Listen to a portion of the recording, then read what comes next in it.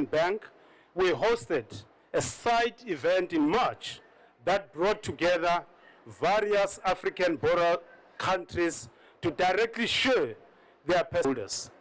Our focus also includes improving the implementation of the common framework for debt treatments through actions such as publishing a step-by-step guide to the debt restructuring process under the common framework to improve speed and predictability.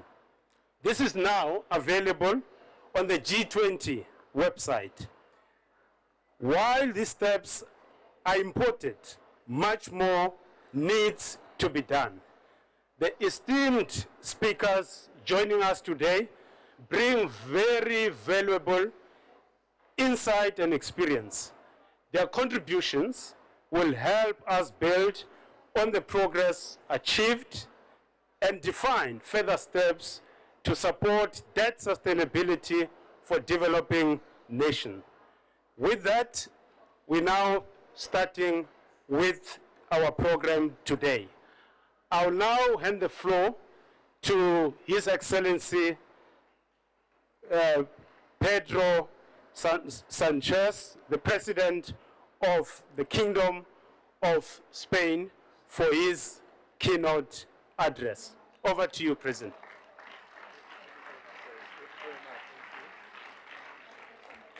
Thank you, ministers. Thank you, authorities. It is truly an honor to participate in this meeting that Spain is co-hosting with South Africa. This event reflects our common determination to work together, find solutions, and promote coordinated action to strengthen global stability and well-being. So let me be clear. International debt architecture needs a profound change. We all agree on that. And more importantly, it needs concrete, effective solutions and foster sustainable development. Debt, if poorly managed, can be a trap that perpetuates poverty, weakens institutions, and limits the ability of countries to respond to crisis. But debt, when properly leveraged through innovative mechanisms, can become a driver for investment, resilience, and stability. That is why Spain has moved from words to action, promoting ambitions and realistic proposals here in Seville, and I would like to share them with all of you today. First, as you know, we have launched the Debt Post-Close Alliance.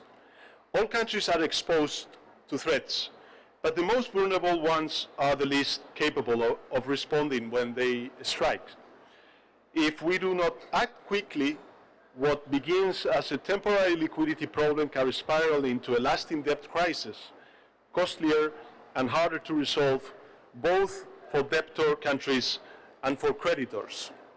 Suspension clauses are designed to avoid that scenario.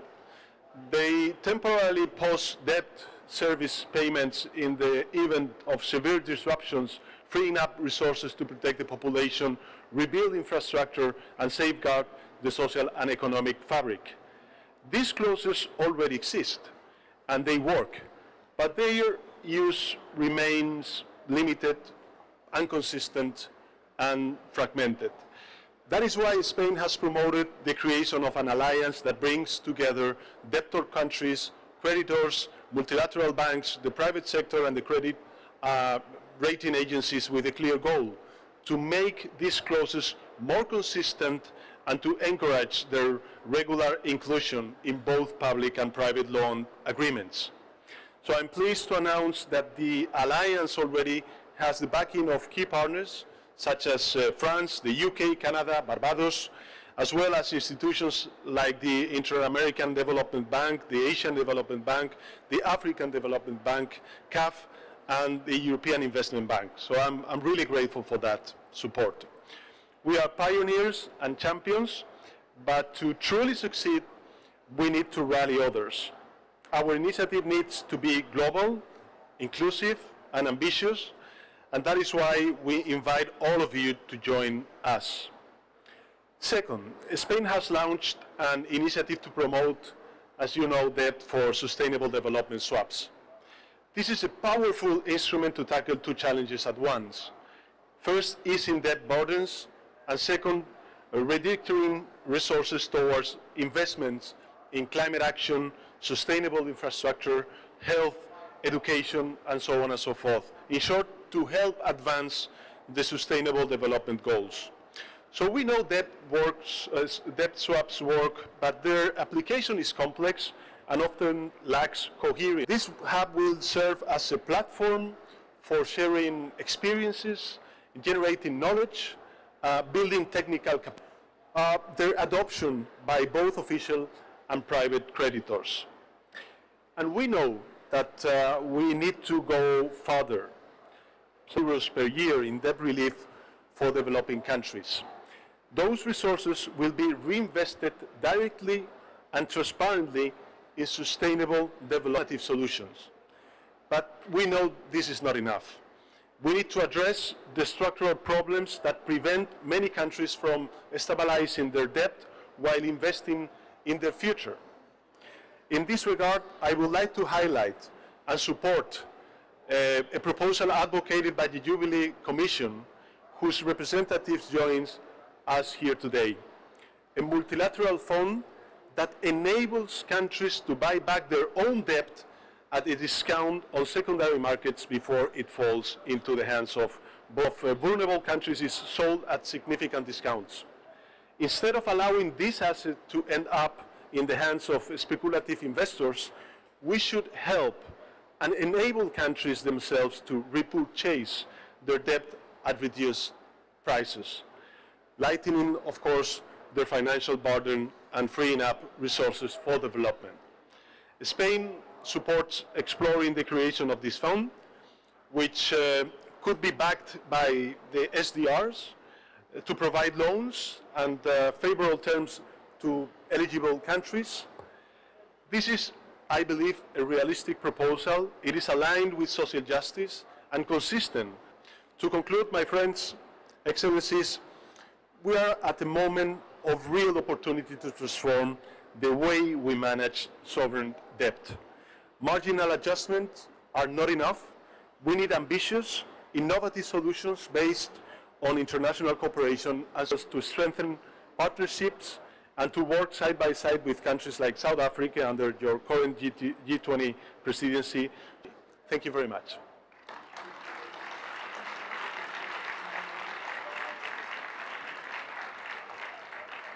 Thanks, President Sanchez, for those words of wisdom and the political support for debt sustainability in developing countries. Thank you very much. We really appreciate it. Ladies and gentlemen, may I take this opportunity, and you may leave if you want to, President, but if you want to stay, you are more to take leave.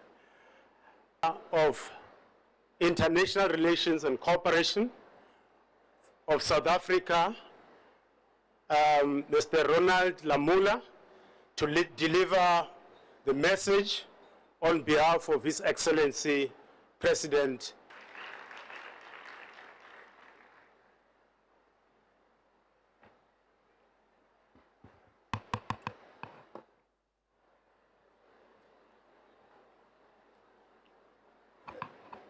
Thank you very much, dear Masondo. On behalf of President Cyril Ramaphosa, His Excellency of the Republic of South Africa, dear apology to yourself and all the distinguished guests here. We gather here today at the 4th Financing for Development Conference in a moment of great consequence for humanity. We face more daunting challenges than at any other time, from the growing devastation caused by climate change to persistent levels of poverty in many parts of the world. We have the means to confront these challenges if we want to. To do so, however, we must ensure that ambitious commitments that we have collectively made, amongst them, to end poverty in all its forms, to reduce inequality within and amongst countries, and to take urgent actions to combat climate change and its impacts are backed by adequate resources. The financing gap for achieving the SDGs is estimated at $4 trillion per year, a major contributor to the on interest payments 4 times more than 10 years ago. In 2024, developing nations paid $921 billion in net interest on public debt, 10% more, while few high debt levels and the high cost of capital are preventing countries from making the investments necessary for sustainable and inclusive growth. There is a tendency in some quarters to blame debtors countries themselves for the growing debt burden. Undoubtedly, there are things that countries can and should do to borrow responsibly, to manage their public debt soundly, and to ensure that borrowed capital is invested productively in a way that creates the conditions for growth. And the cost of debt and shocks from COVID-19 pandemic to the destabilizing effect of various conflicts around the world, disruptions to trade and tightening financing conditions. Many countries now face a wall of debt that will divert scarce resources away from infrastructure, health, education, and other pressing needs. At the same time, there is reason for hope. First, there is a growing consensus that the debt burden faced by developing countries is an urgent challenge that requires the world to take action. Secondly, there is a range of clear practical proposals on what needs to be done to achieve debt sustainability, such as improving the G20 common framework for debt treatments to enable timely and adequate debt restructuring. Reports released in recent months by the Jubilee Commission, by the African Union, specific concrete recommendations that together points with sustainable debt to countries facing liquidity challenges, intervening early enough and providing enough relief to avoid a crisis. We have shown that this is possible through previous efforts, such as the debt service suspension initiative that created fiscal space capital, multilateral development banks. To effectively address the debt challenge, we must fix the underlying flaws in the international financial architecture, which have produced it, through a process that is inclusive and encourage further dialogue amongst creditors, debtors, and international financial institutions. This will require bold, courageous, and forward-looking action, harnessing the work of the G20 and building on the clear outcomes achieved at the FfD4.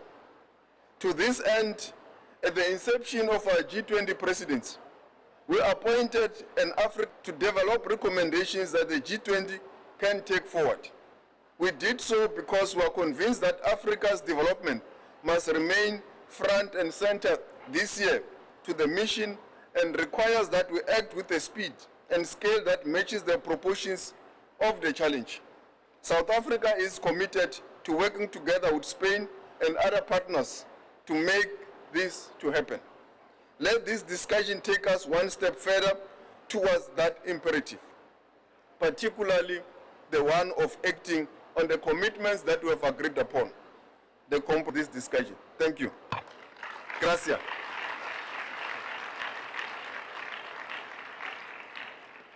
Thanks, Mr. Lamola, for raising those critical points on the gap for financing development and what we need to do. Speaker, Amina Mohammed, the Deputy Secretary General of the UN. May you please take the floor.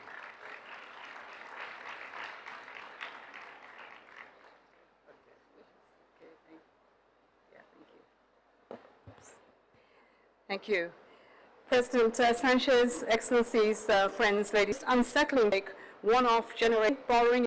3.4 billion people live in countries that spend more on interest payments than on health and education.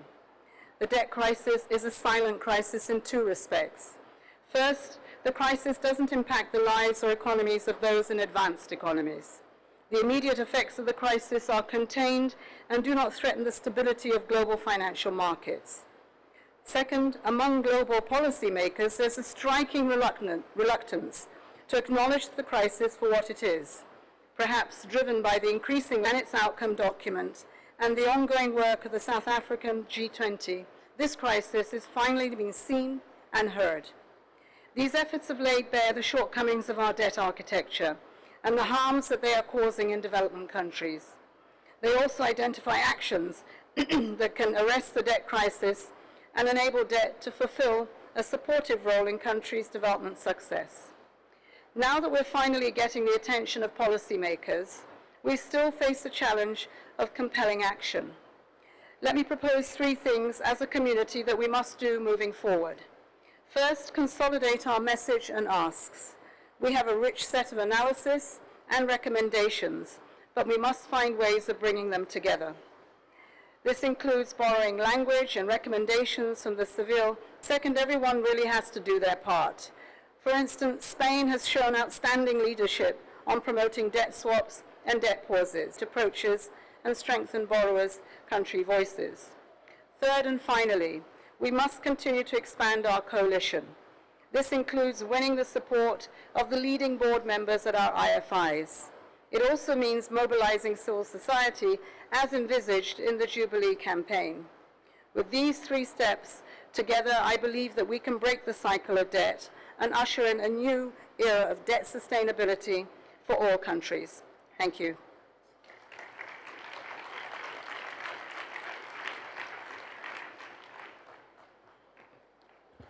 Thank you, DSG. Ladies and gentlemen,